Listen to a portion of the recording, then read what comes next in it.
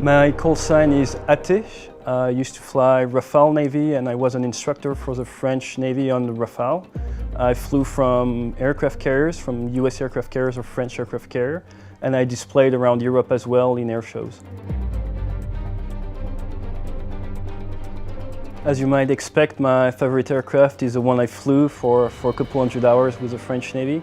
So it's the Rafale M. Rafale M for Marine, for the French Navy version. It is a very nice aircraft to fly. I really like the fact that the cockpit is very accurately recreated.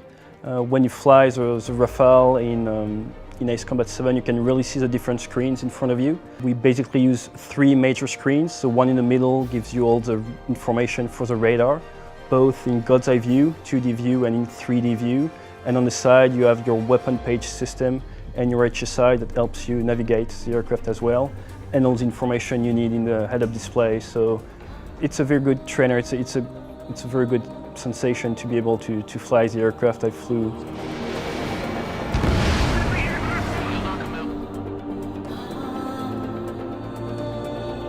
Rain droplets.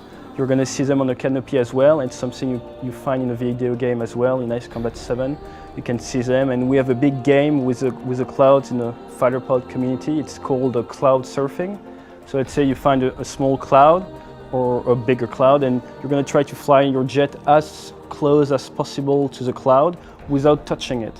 So if you want to try it in Ace Combat 7, what you have to do is fly as close as possible to the cloud without getting any rain on your canopy. If you get some rain on your canopy, it's like touching the cloud, so you lose. That's what we call cloud surfing. It's a very, very good way to get some good flying skills, know how to handle your aircraft, and know how to move it in 3D as well, because clouds aren't flat.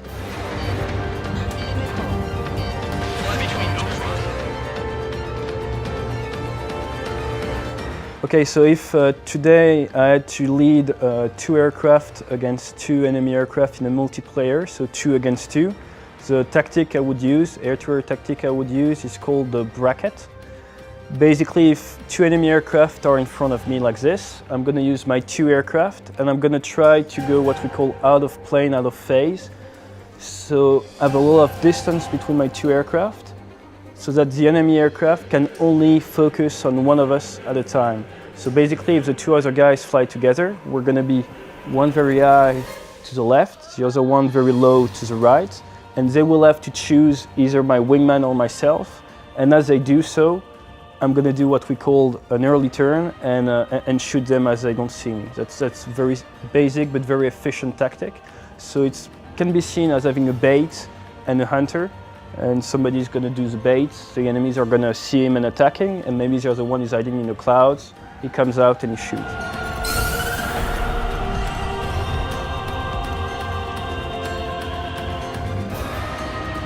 What appears to me as the closest to reality is the rhythm. Every time you start a mission in the game, you're going to be briefed, and the briefs are rather long. You have to understand that in real life, a briefing can last between 25 minutes up to an hour. So every time you step inside the aircraft, you have a specific mission to accomplish. You don't just fly around for fun. So stepping into the aircraft with a mission in mind, with an objective, is something that is extremely realistic. I really like the way the briefings are designed and are made. The second point will be the workload management. As soon as the flying starts, you're saturated with stuff to do. A lot of enemy aircraft, a lot of stuff on the ground happening. A lot of chatter on the radio, and the radio communication are very well depicted. You have all the code words that we use in real life. Pay attention, you will hear words like tally, visual, Fox 2, that means heat-seeking missiles has been shot.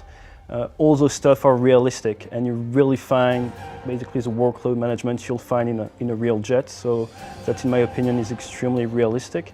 And then you can also debrief yourself. You have a way to replay the entire mission afterwards from scratch. So if you really want to make yourself better from one mission to the other, you have all the tools available to you, just like in the real world where we have a footage of every single mission, and we can spend 1, 2, 3, sometimes 4 hours debriefing a single 45-minute mission.